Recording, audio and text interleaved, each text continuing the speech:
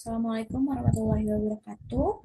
Perkenalkan, nama saya Isyatin Ufia. Saya dari Prodi Pendidikan Matematika Universitas Singapura Bangsa Karawang.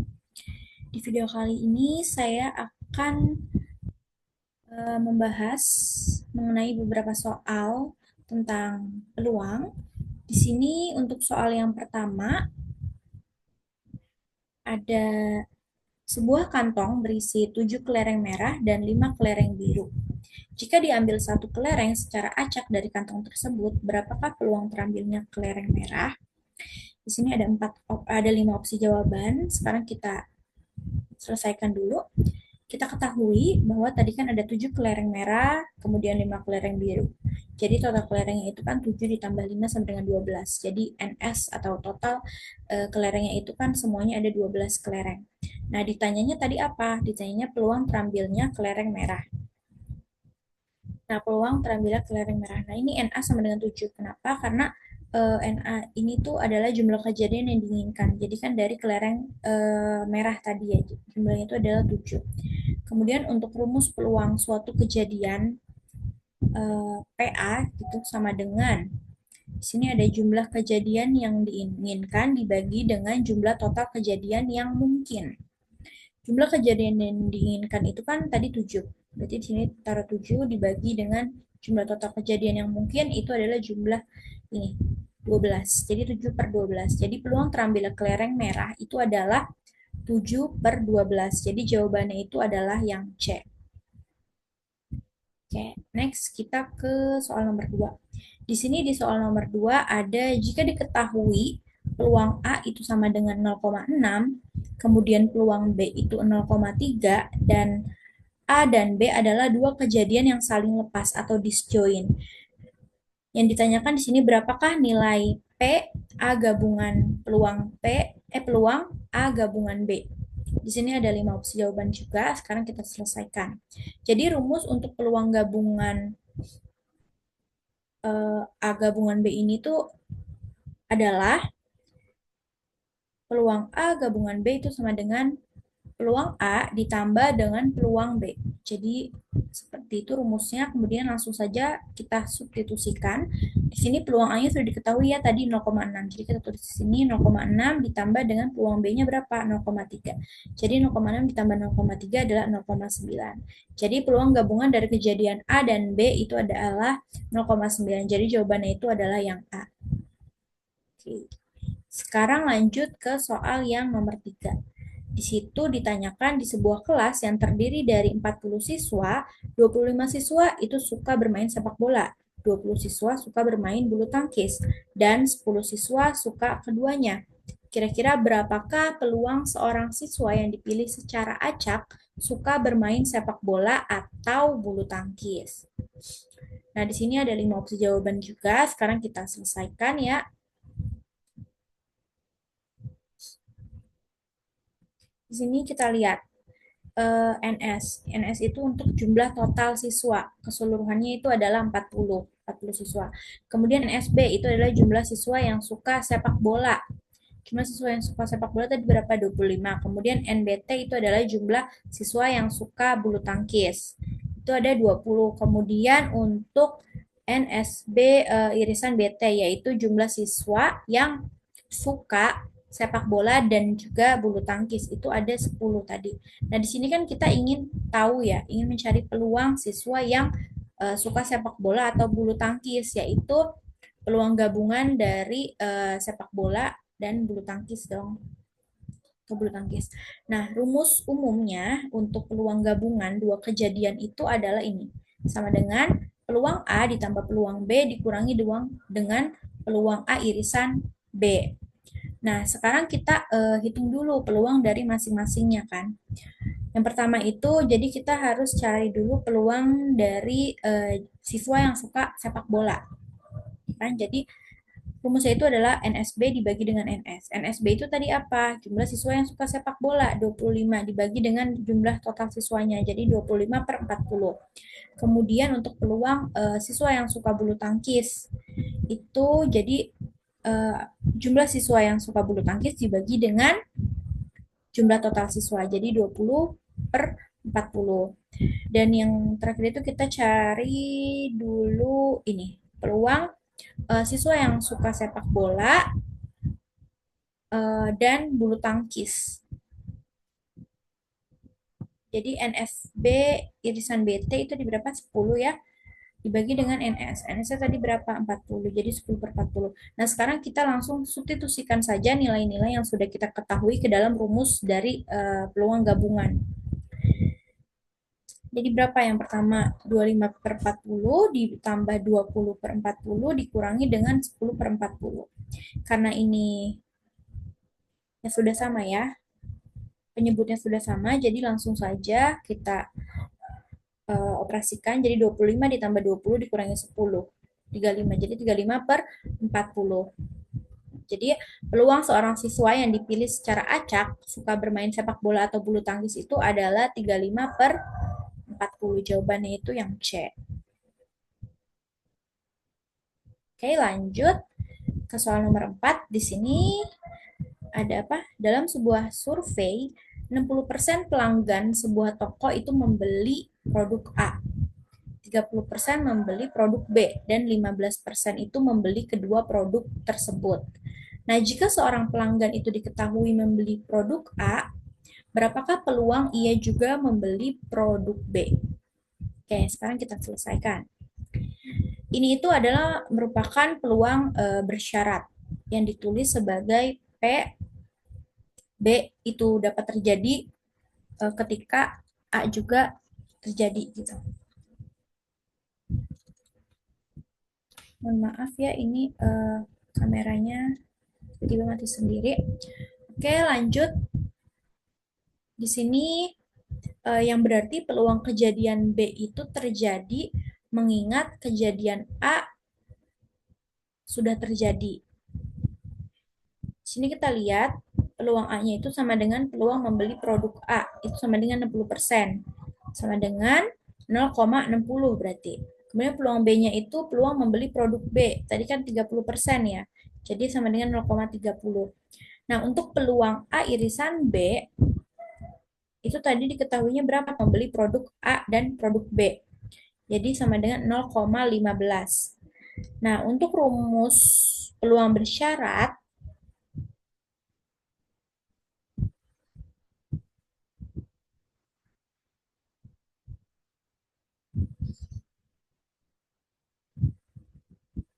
oke, untuk rumus peluang bersyarat ini,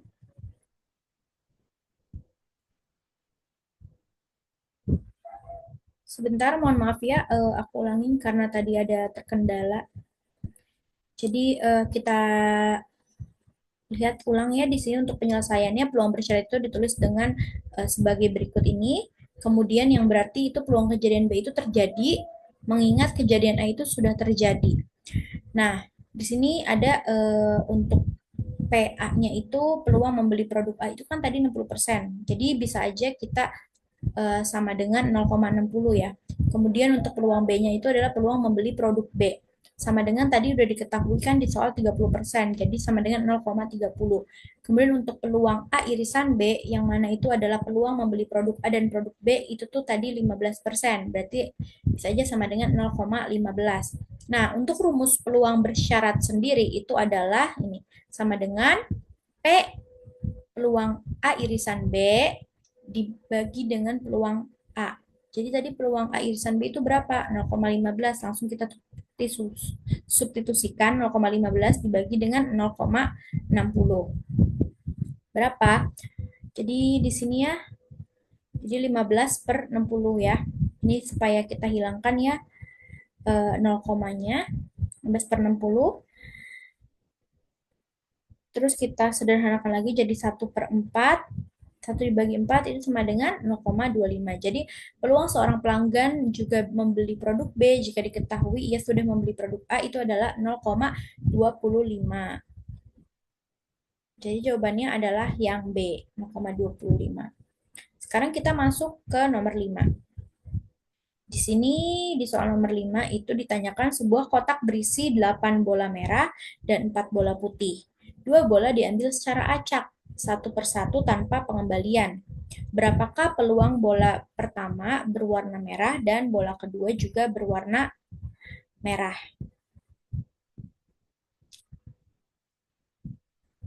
Nah, ini juga merupakan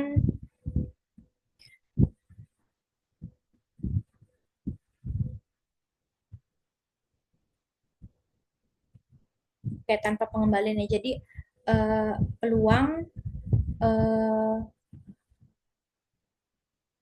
yang tanpa pengembalian.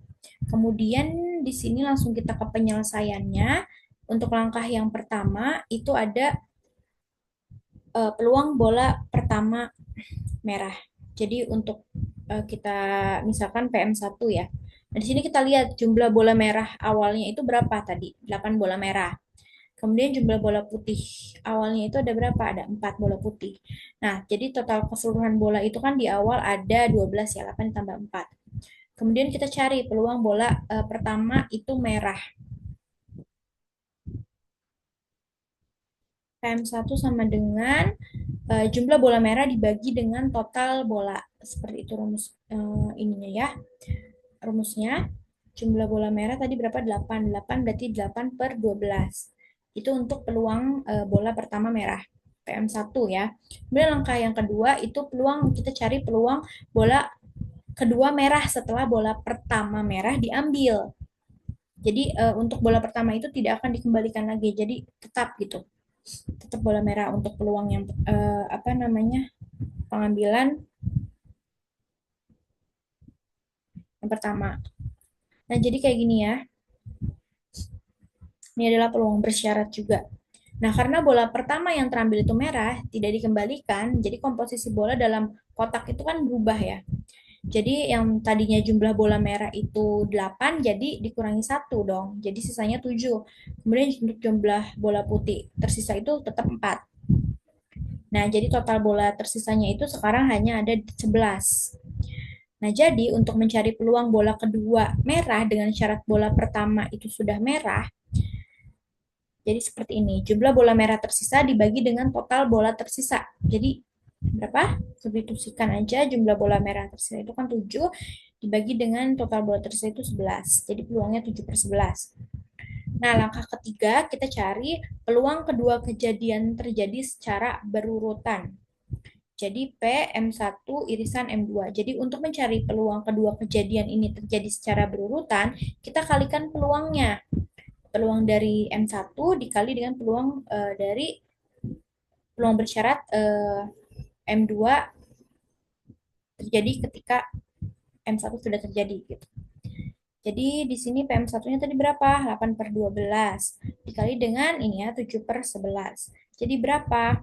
56 dibagi per 132. Jadi berapa? 14 per 33. Oke, jadi peluang bola pertama berwarna merah dan bola kedua juga berwarna merah itu adalah 14 per 33. Jadi jawabannya itu yang apa? Yang B jawabannya. Oke, lanjut ke nomor 6.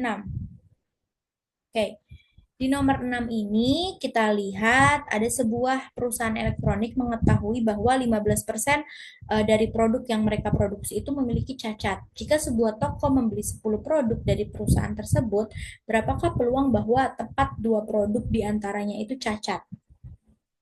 Jadi di sini kita identifikasi dulu parameter-parameter distribusi binomial dari soal-soalnya.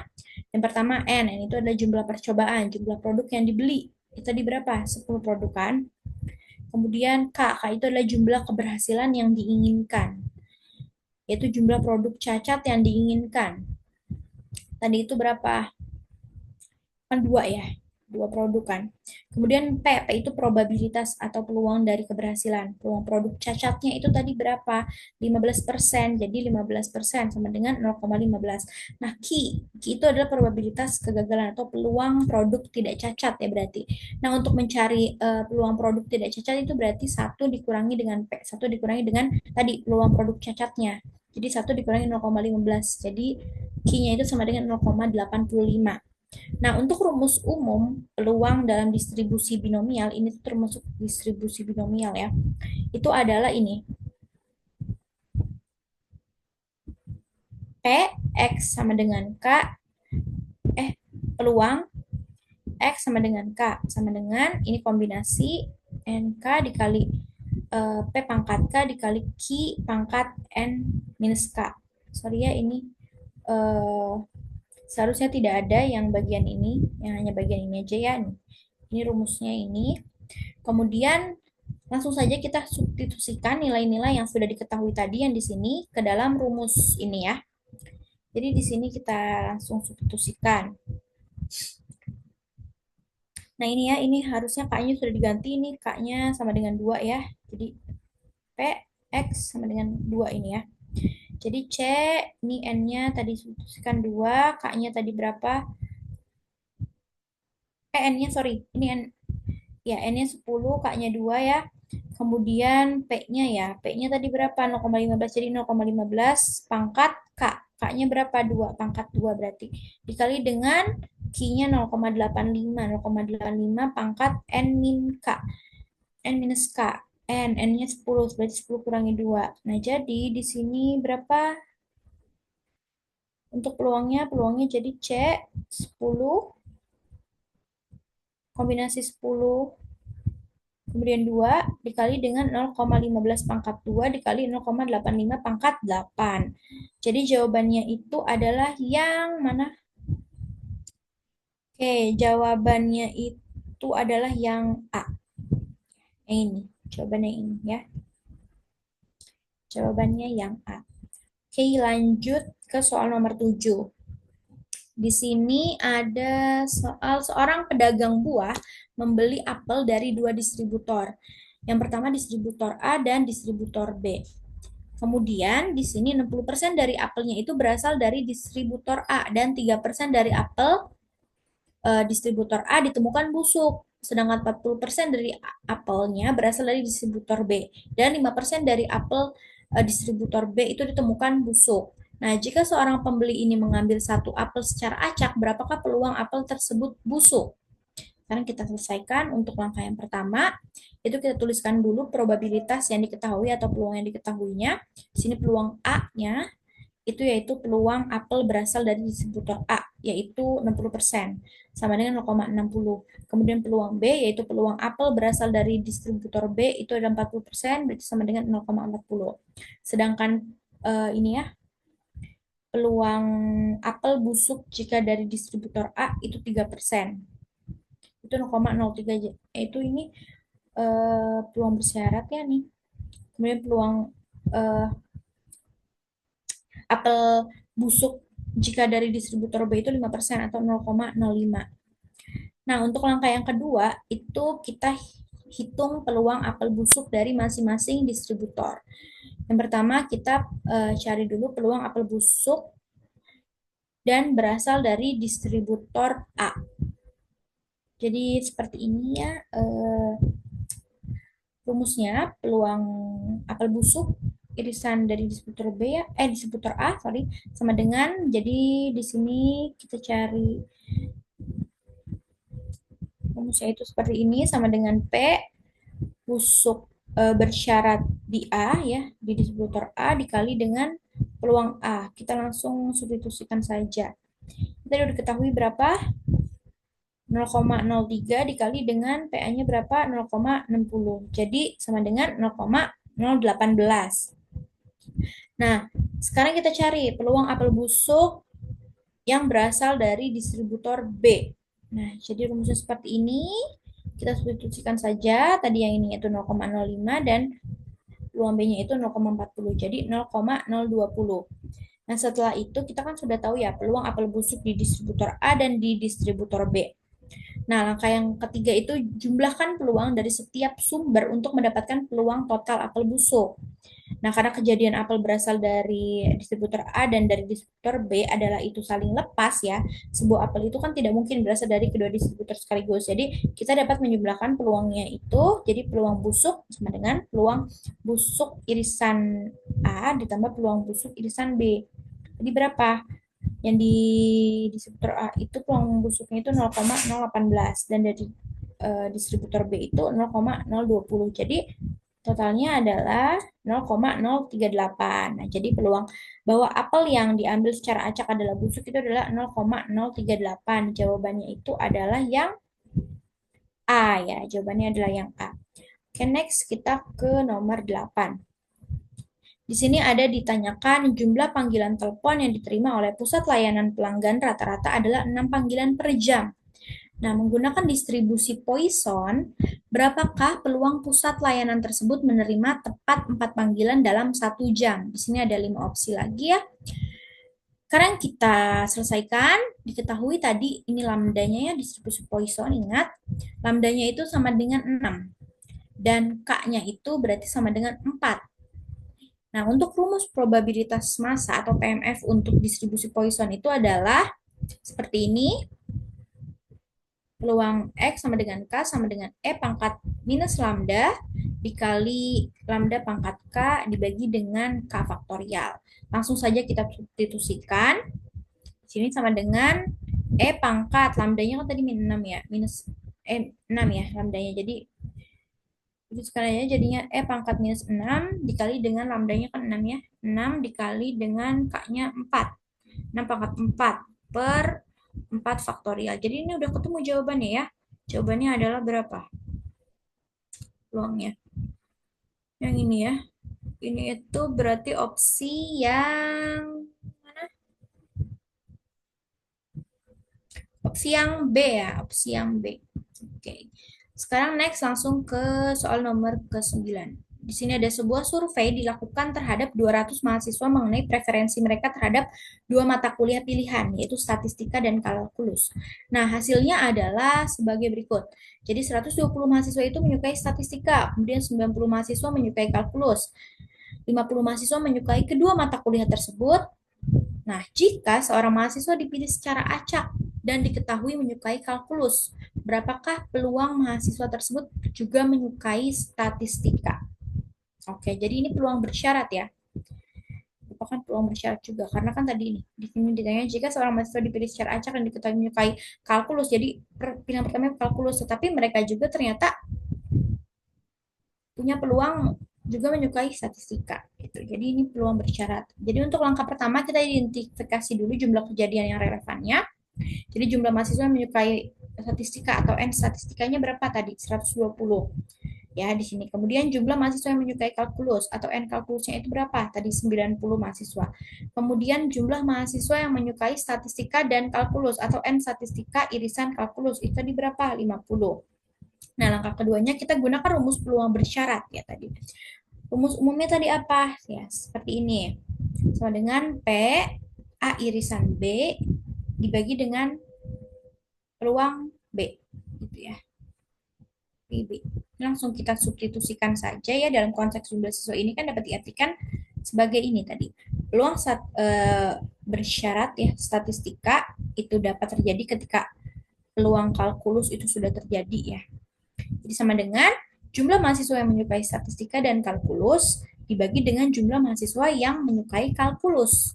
Jadi tadi N statistika irisan kalkulusnya berapa? 50. Jadi kita substitusikan saja 50 dibagi dengan N kalkulusnya berapa? 90. Jadi 50 per 90. Nah, jadi peluang seorang mahasiswa yang diketahui menyukai kalkulus juga menyukai statistika itu adalah 50 per 90. Jawabannya adalah yang B. Oke, lanjut kita ke soal nomor 10. Di sini soal nomor 10 itu misalkan suatu variabel acak Y memiliki fungsi probabilitas P Y besar sama dengan Y per 10. Untuk Y-nya itu sama dengan 1, 2, 3, 4. Nah, yang ditanyakan itu adalah hitunglah variansi dari si Y-nya. Sekarang langsung saja kita selesaikan. Nah, untuk menghitung variansi atau var Y itu dari variabel acak diskrit, kita itu menggunakan rumus ini. Var Y sama dengan Y kuadrat, ekspektasi Y kuadrat dikurangi ini ekspektasi Y pangkat 2. Nah, langkah 1 kita hitung dulu harapan atau ekspektasi dari Y-nya ini. Itu dengan apa? Dengan menjumlahkan setiap nilai Y dikalikan dengan probabilitas atau peluang dari si PI-nya ini ya. Jadi ekspektasi Y sama dengan sigma Y dikali dengan peluang ya, peluang si Y sama dengan Y-nya ini ya, dari setiap nilai Y-nya. Jadi yang pertama dulu nih 1 dikali dengan P, Y-nya itu sama dengan 1, ditambah dengan 2 dikali P, Y-nya itu sama dengan 2, ini kan ya, ini. Terus ditambah 3 dikali dengan P, Y-nya sama dengan 3, ini. Ditambah 4 dikali dengan P, Y sama dengan 4. Karena kan nilai Y-nya cuma dari 1 sampai dengan 4 kan. Nah, di sini langsung saja kita operasikan ya, 1 dikali, untuk P, Y sama dengan 1 itu berapa tadi guys? Rumusnya itu kan P, Y sama dengan 1, berarti itu ini rumusnya.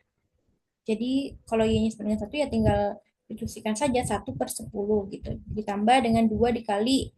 Nah untuk P, Y sama dengan 2 itu berarti 2/10. Ditambah 3 dikali 3/10. Ditambah 4 dikali 4/10. Berapa? 1 dikali 1/10 jadi 1/10. Ini berapa? Ini jadi plus 4/10. Ini jadi berapa? Ini plus 9/10. Dan yang ini terakhir plus 16/10. Nah, ini karena penyebutnya sudah sama, langsung saja kita jumlahkan ya. Jadi 30/10 sama dengan 3. Nah, untuk langkah yang kedua, di sini kita hitung harapan dari Y kuadrat atau ekspektasi ya dari Y kuadrat. Dihitung dengan menjumlahkan setiap nilai Y kuadrat dikalikan dengan probabilitasnya. Sama kayak yang tadi, bedanya ini tuh untuk Y kuadrat ya, untuk ekspektasi Y kuadrat. Jadi di sini Y kuadrat, ekspektasi Y kuadrat sama dengan sigma Y kuadrat dikali peluang Y sama dengan Y gitu. Untuk nilai Y yang pertama, Y1, untuk nilai Y1 di sini sama dengan 1 kuadrat ya. Jadinya dikali dengan P, Y sama dengan 1 ditambah 2 kuadrat kali P, Y sama dengan 2 ditambah 3 kuadrat dikali P, Y sama dengan 3, dan yang terakhir ditambah 4 kuadrat dikali PI sama dengan 4. Nah, PI sama dengan 1 berapa? 1/10 sama kayak tadi ya. Jadi 1 dikali 1/10 ditambah 2 kuadrat kan. Jadinya 4. 4 dikali PI sama dengan 2 itu berapa? 2/10. Kemudian ditambah 3 kuadrat berapa? 9. Dikali dengan PI sama dengan 3 itu berapa? 3/10 berarti. Ditambah 4 kuadrat. Jadi 16 dikali dengan PI sama dengan 4 berapa? 4/10. Langsung saja ini hasilnya berapa? 1/10 ditambah dengan ini hasilnya berapa? 8/10 ditambah dengan ini hasilnya berapa? 27/10 ditambah dengan ini hasilnya berapa? 64/10. Jadi karena penyebutnya juga sudah sama, jadi langsung saja dijumlahkan jadinya berapa? 100/10 sama dengan 10. Nah, sekarang langsung ke langkah yang ketiga, yang terakhir di sini. Kita mencari tadi apa yang ditanyakan, yaitu variansi dari varie ya. Jadi langsung saja kita substitusikan nilai dari ekspektasi Y dan ekspektasi dari Y kuadrat ke dalam rumus variansinya. Jadi sini sama dengan, langsung disubstitusikan. Untuk ekspektasi Y kuadrat itu kan tadi 10 ya. 10 dikurangi dengan ekspektasi Y, 3 kan ekspektasi Y dikuadratkan. Dikuadratkan ya, jadinya 10 dikurangi 9 sama dengan 1. Nah, jadi jawaban itu adalah 1 di opsi berapa?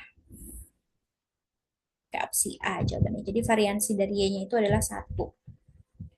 Next ke soal nomor 11. Di sini ada pertanyaan masa pakai dalam jam suatu jenis komponen elektronik mengikuti distribusi eksponensial dengan rata-rata 250 jam.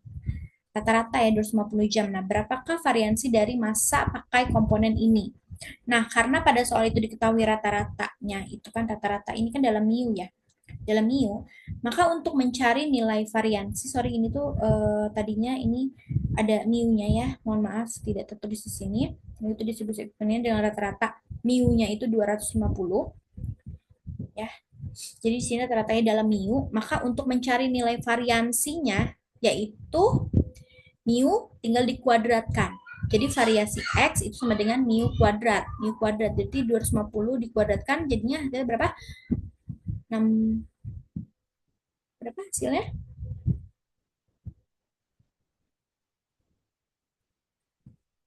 60 dikuadratkan. Ya, 620. 62.500 ya jadinya. Jawabannya adalah yang B.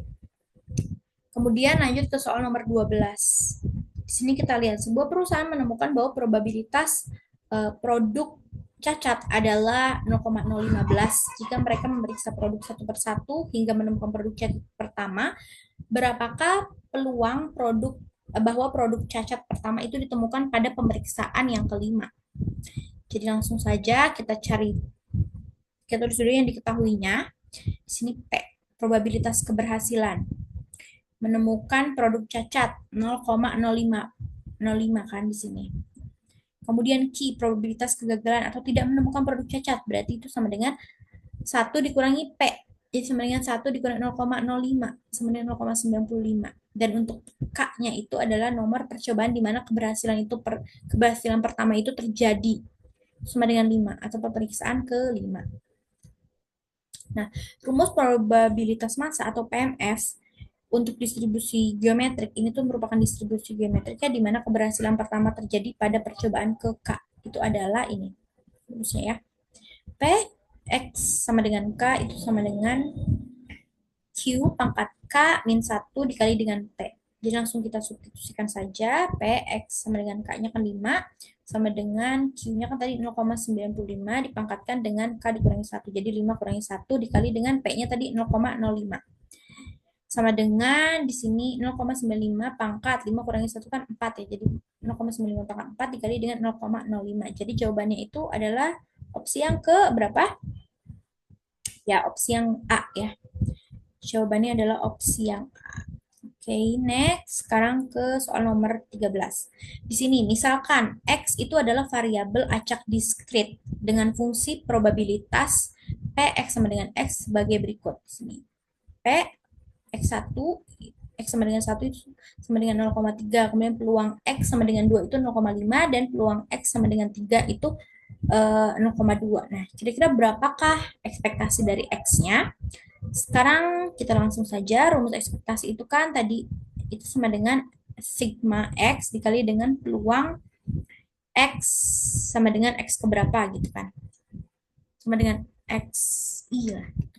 Kemudian kita substitusikan nilai-nilai dari soalnya.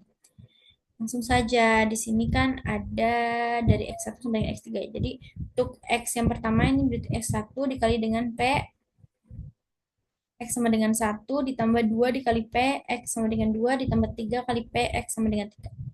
Nah, 1 dikali. Nah, untuk peluang X sama dengan 1 itu berapa tadi? 0,3. Ditambah 2 dikali peluang X sama dengan 2 itu berapa? 0,5.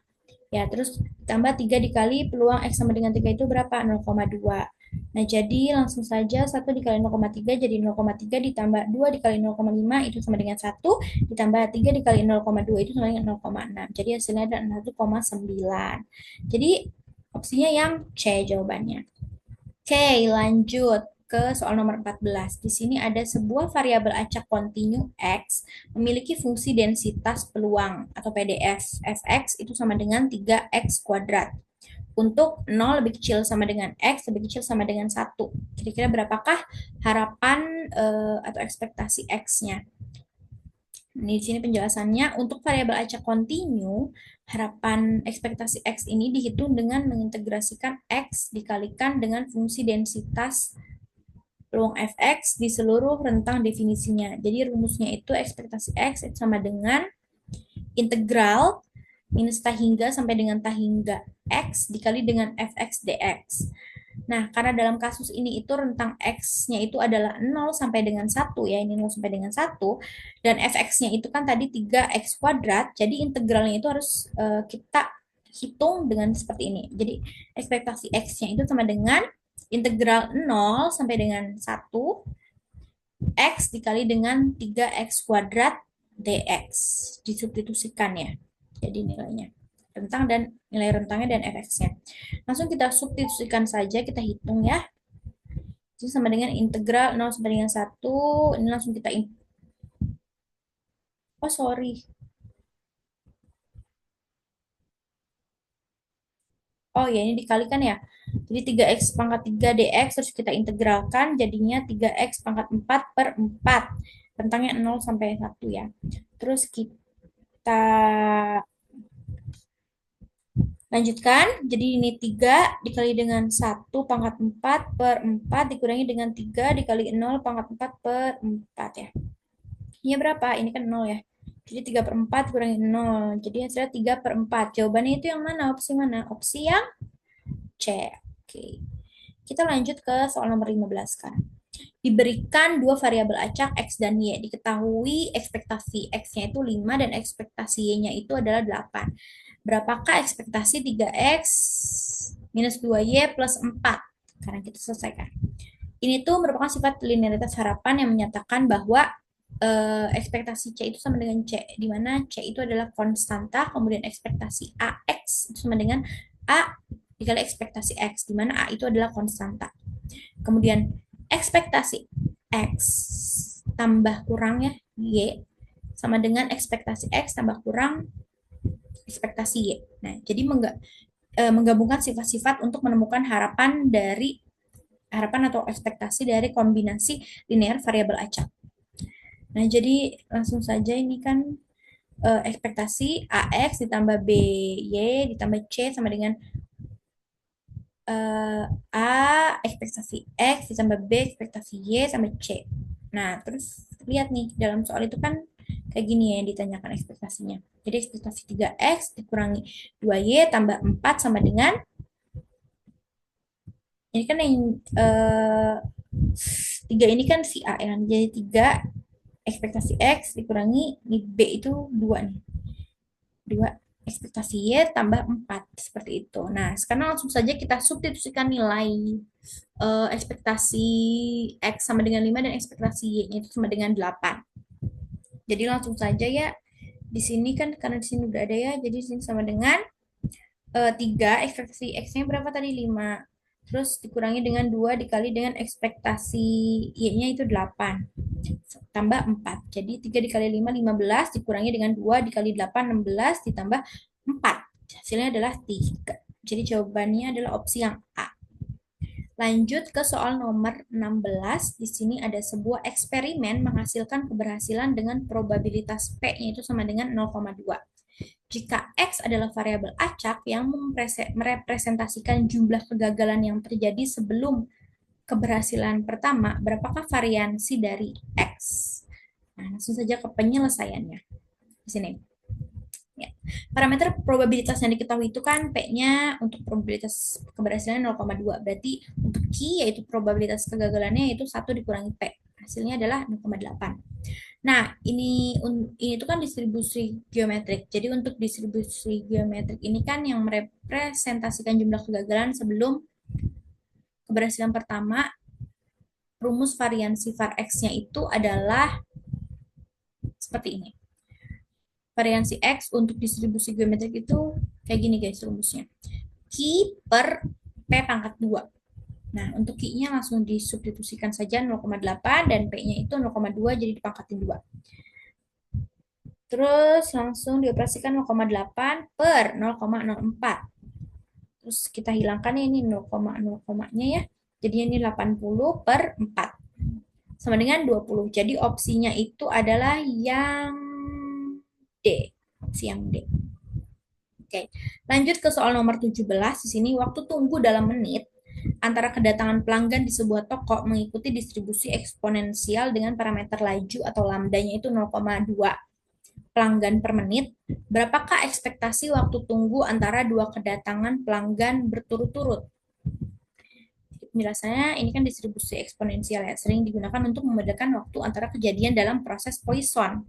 Nah, seperti waktu tunggu antar kedatangan. Nah, parameter yang diketahui itu kan tadi parameter lajunya atau lambdanya itu kan 0,2 pelanggan per menit. Kemudian berarti untuk mencari harapan atau ekspektasi X dari distribusi eksponensial itu dengan rumus seperti ini. 1 per lambda. Jadi 1 per, langsung disubstitusikan saja tadi lambdanya 0,2. Jadi 1 per 0,2. Itu kan sama aja dengan 10 per 2. Sama dengan 5. Seperti itu. Jadi variasi waktu tunggu antara dua kedatangan pelanggan berikutnya adalah 5 menit. Jawabannya adalah yang B. Kita lanjut ke soal nomor 18 nih. Jika X adalah variabel acak kontinu yang mengikuti distribusi beta dengan parameter alfanya itu sama dengan 2, kemudian betanya itu sama dengan 1, yaitu X betanya itu kan 2,1. Nah, berapakah peluang PX lebih kecil sama dengan 0,5? Peluang ketika X itu lebih kecil sama dengan 0,5. Penjelasannya, karena distribusi beta ini adalah distribusi probabilitas kontinu yang didefinisikan pada interval 0 sama dengan 1. Nah, fungsi densitas peluang atau PDF untuk distribusi beta alfa beta ini adalah ini. Jadi fungsi densitas dari distribusi beta itu Fx sama dengan 1/B buka kurung alfa, beta dikali dengan X pangkat alfa dikurangi 1 dikali 1 dikurangi X pangkat beta dikurangi 1. Di sini itu untuk X-nya itu lebih besar sama dengan 0 dan lebih kecil sama dengan 1. Nah, di mana B alfa beta itu adalah fungsi beta yang untuk nilai integer dari alfa dan betanya itu dapat dihitung seperti ini rumusnya. Jadi alfa dikurangi 1 faktorial dikali beta dikurangi 1 faktorial per alfa tambah beta dikurangi 1 baru difaktorialkan. Nah, untuk langkah yang pertama itu kita harus tentukan dulu PDF untuk X beta 21 ini ya. Nah, jadi langsung substitusikan saja ya ke fungsinya Fx sama dengan 1/B. Tadi kan alfanya 2 ya.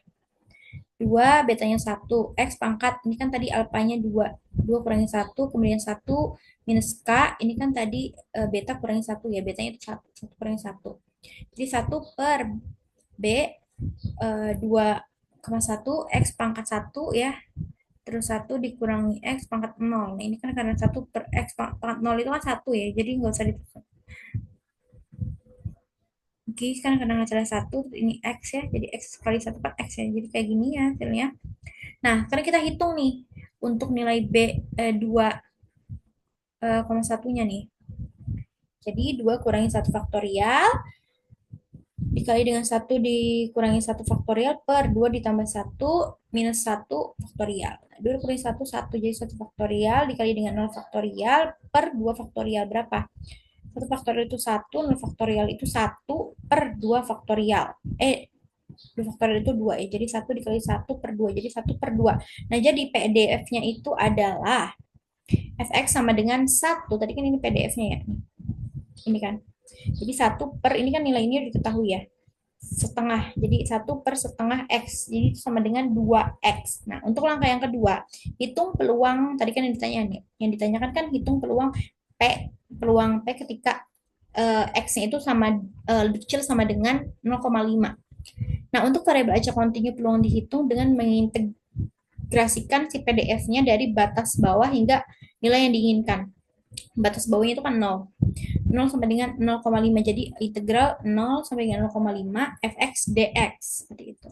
Ini sama dengan integral 0 sampai dengan 0,5 fx kan tadi 2x. 2x dx.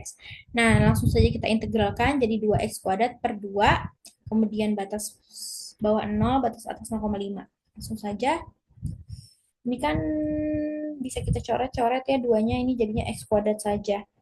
Kemudian langsung saja ini kita operasikan 0,5, berarti kan ini pangkat 2 ya.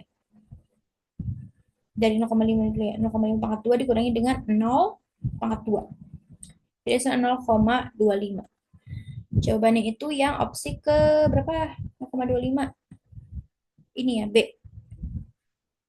Ya, 0,25. Langsung yang B. Lanjut ke soal nomor 19. Waktu yang diperlukan dalam menit untuk menyelesaikan suatu tugas di pabrik mengikuti distribusi eksponensial dengan parameter laju lambdanya itu sama dengan 0,1 per menit. Berapakah peluang tugas tersebut diselesaikan dalam waktu kurang dari 5 menit? Oke, penjelasannya. Nih, kita ketahui ya parameter laju atau lambdanya itu kan sama dengan 0,1. Kemudian waktu yang dicari itu kan X, itu sama dengan 5 menit. Nah, kita menggunakan rumus CDF. Di sini lihat ya, fx-nya sama dengan, jadi fx-nya itu sama dengan P, x lebih kecil sama dengan x, sama dengan 1 dikurangi E pangkat minus lambda kali x. Terus untuk peluang X lebih kecil sama dengan 5 sama dengan satu, langsung substitusikan saja, 1 dikurangi pangkat minus lambda yang tadi 0,1 ya. Jadi minus 0,1 dikali dengan X-nya 5 dikali 5.